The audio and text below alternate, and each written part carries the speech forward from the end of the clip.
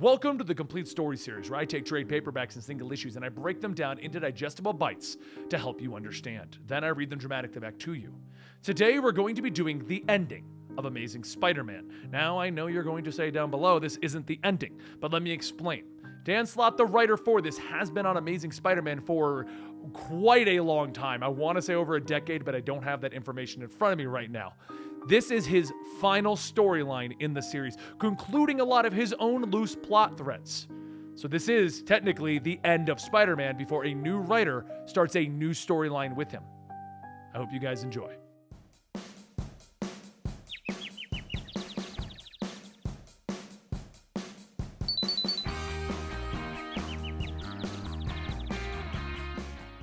Welcome to the conclusion of Dan Slott's run of Amazing Spider-Man.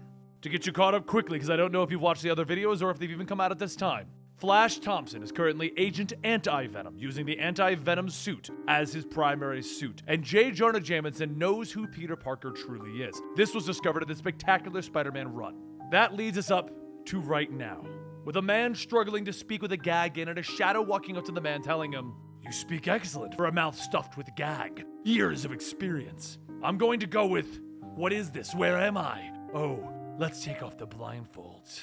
As the blindfold comes off the man looks around and sees an old dilapidated room, and the man in the shadows state, "This used to be an old gentleman's club." The shadowy man leans down and Norman Osborn tells the gagged man, "Hello? Oh, the joke is over. I really can't understand a word you're saying. Let's get the gag off." Once the gag comes off, the man screams for help, and Norman says, "Shh, we use our inside voices here. There's only one thing that can help you out of this kind of a situation, and that's giving me information on Spider-Man. And from what I understand, you are very close." However, just 4 hours prior, Peter and Mary Jane sit in Mary Jane's apartment kissing. As Mary Jane pulls back, she begins to unbutton Peter's shirt, telling him, "You really are a scientist. You just proved it with one kiss. You can put everything back to the way it used to be." But as Mary Jane looks at the Spider-Man suit under his button-up, she stops and says that she can't do this, not again. Peter asks her why. "You're the one person on Earth that understands all of this more than anyone." Mary Jane tells him that that's the point. She knows. All it takes is an alarm, or a scream, or a late breaking news, and poof, you're gone. I'm not even going to ask you not to be Spider-Man, but I can't stay up not being able to sleep wondering what if. And as the moment begins to get awkward, Peter sighs and says that he gets it. There's no going back. He should probably be going now.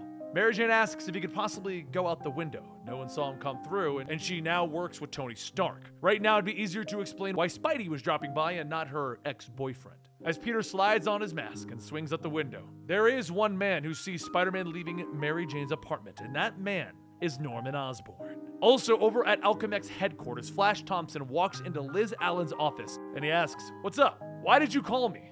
And what is Mark Raxton doing here?" Liz tells him that her brother Mark is the head of Alchemix security, and they just wanted to thank him for his help. However, he's got to admit, he did screw up a little bit. The Goblin King did get away with some of Alchemix's tritium. Maybe not enough to blow up the city, but enough to make a pretty bad PR nightmare. So if he'd be a deer and turn on the Agent Anti-Venom and track that down, that'd be great. Flash tells her that is so not cool. She knows his secret identity, he gets that, but she can't keep treating him like some kind of superpowered errand boy. Liz says that is not at all the case. He's like her white knight. This will be the last time she asks for him, she promises. Flash begins to leave the office and Mark says, "Yow, I know that look.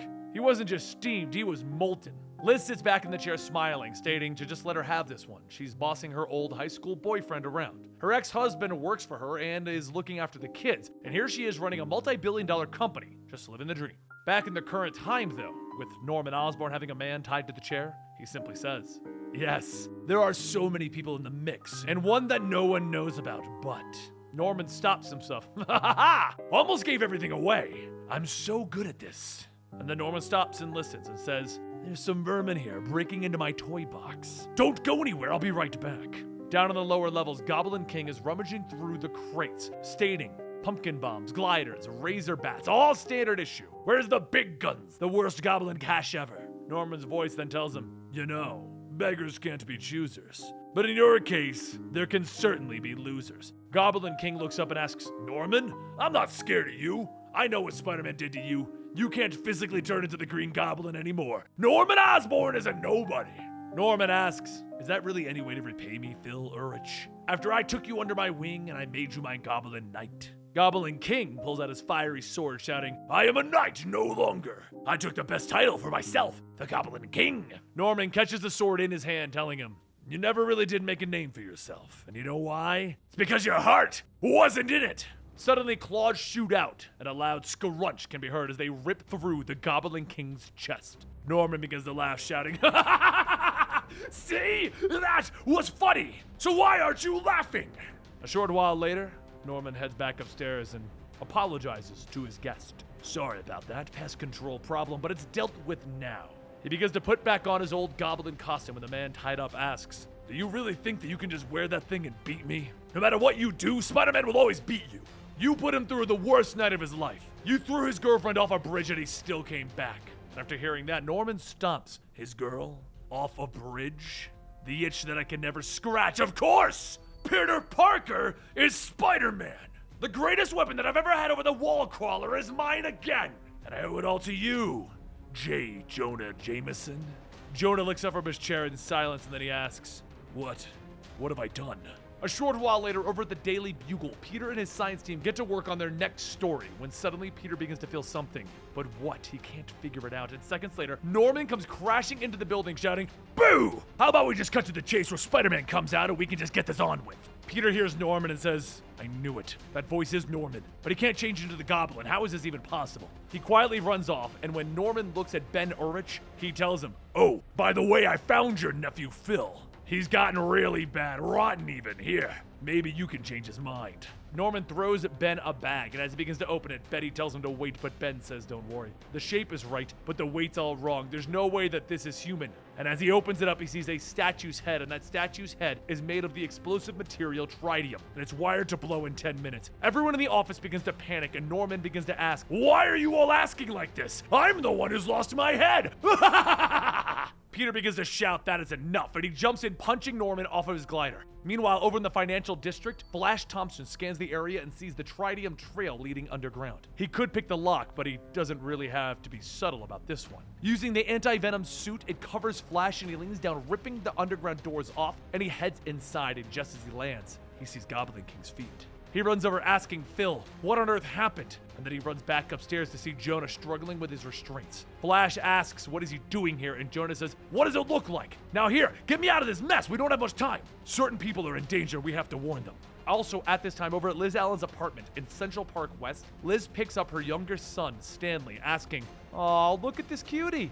Normie sighs, playing with his truck, stating, it's always about Stanley. And just then, Liz's phone goes off, and as she answers, she waits for a moment and then tells Harry that Flash just called. His father is here, in the city. Harry grabs the kid, stating, we have to call the police. And Liz tells him, no, Alchemax security would be better. However, Emma, the nanny, says that there is no time. She will take the children. And Liz asks, excuse me? Who do you think you are? You're a nobody. Emma takes out the gun and fires 3 darts into Liz, Harry, and Mark. She then picks up Stanley and grabs Norman by the hand, telling them that she's had enough of this. They're leaving right now. Back over at the Daily Bugle, Peter continues to fight off Norman, but as the timer on the bomb approaches, Peter begins to wrap the bomb up in his webbing, and Norman begins to shout, hey, no fair, you meddlesome son of a... Peter tells him, haha, language. Now, see what I did? Now Spider-Man is going to have to retreat to his safe space. Peter begins to create a web cocoon around himself, and as he silently counts down to 1, the top floors of the Daily Bugle explode! As the smoke begins to clear, Peter gets back up looking around, stating, okay, the neighboring buildings are still standing. This may have worked. I may have saved everyone? And just then Norman calls out to Peter by saying, Parker. Peter runs over and sees Norman's body impaled by one of the steel beams, and he realizes that Norman knew, and he's dying. Oh God. He knew who told him. Norman tells him, it doesn't matter now, does it? Please, I don't have much time. There's something I have to tell you. A man's only as good as his enemies. I've always been driven, but you pushed me beyond. More than anyone could. Thank you, Peter, for everything. Peter tells him that he's sorry. He really wished that there was something that he could have done. And just then the ground begins to change and Norman begins to laugh, telling him,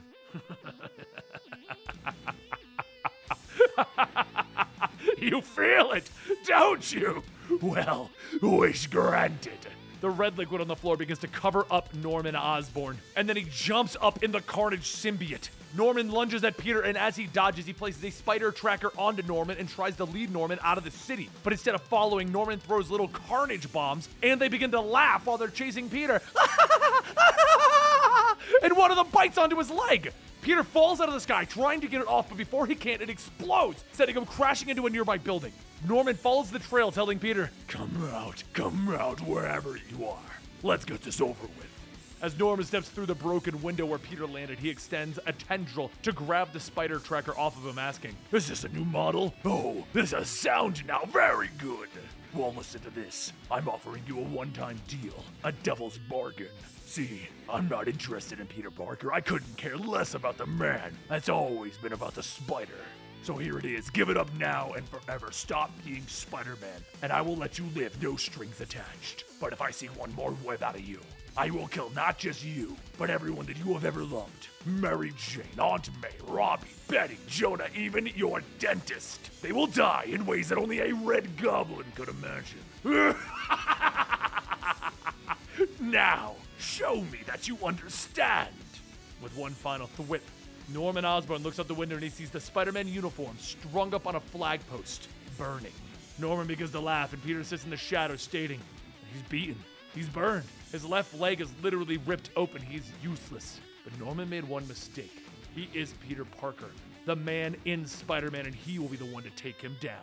A short while later, and in no shape to fight, Peter calls in the help of some of his friends to keep his family and friends safe. But while everyone starts to get into position, back over at Liz's apartment, Liz and the others begin to wake up from the tranq darts that Emma had fired at them. As she gets up, Harry shouts, where are the kids? My boys are gone and my father's back in town. There has to be something we can do. Liz grabs her phone, telling him that the first thing they're going to do is remain calm. Her and Mark will go after them. And Harry asks, how? Liz tells him that she's a billionaire businesswoman.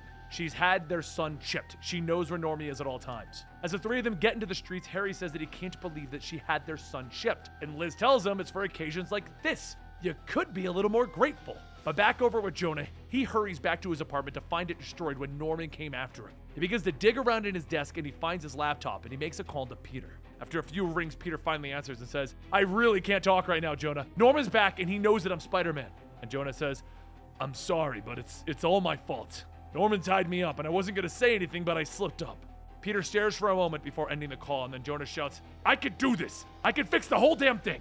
Back over at the bus station, Normie shouts, I want my mom. And Emma tells him to stop that this instant. They're getting on the next bus out of here. But while Emma tries to bring Normie along, Liz storms through the crowd shouting, how dare you touch my son? Security, make sure that this woman does not leave.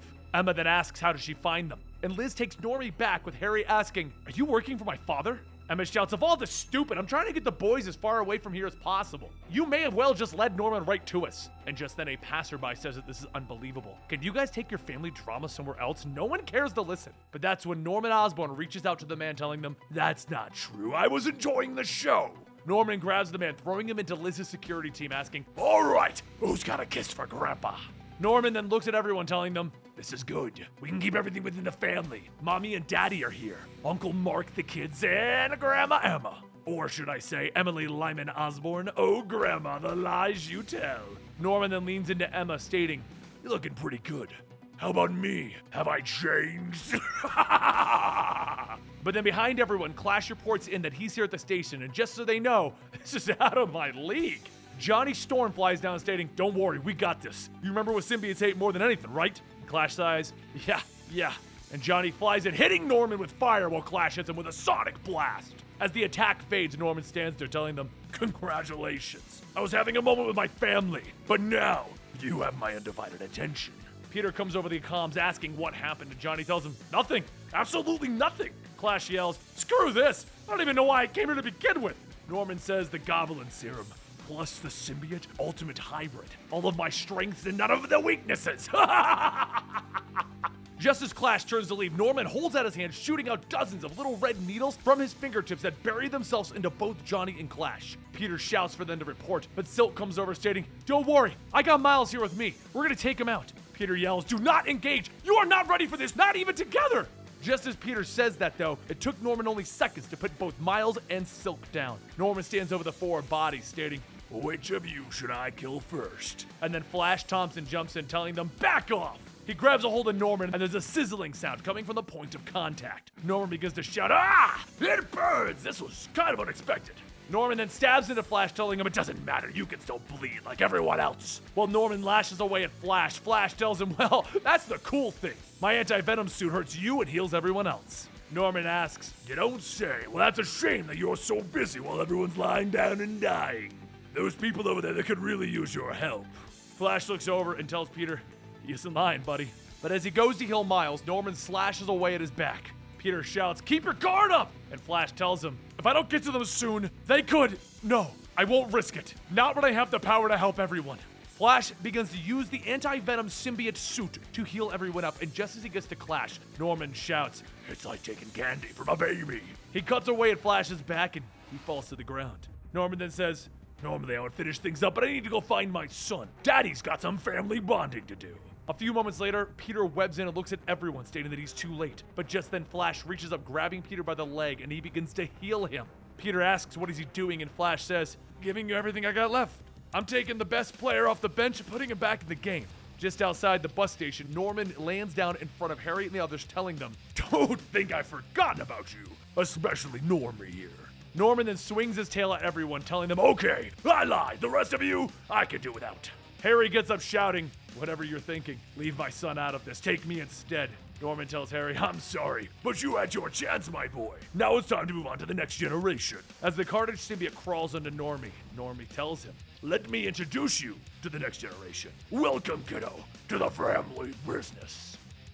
And there you have it. We've left you on a cliffhanger because this story is really long. So make sure you subscribe to the channel so you can get the conclusion to this storyline next week. Red Goblin, Kid Red Goblin, and Spider-Man, plus all of his friends fighting against the finale to Spider-Man. Who's gonna live? Who's gonna die? I won't spoil it here because you can just look on the internet and find it. And the comments are probably spoiling it for you as well. But not everyone's walking away, guys.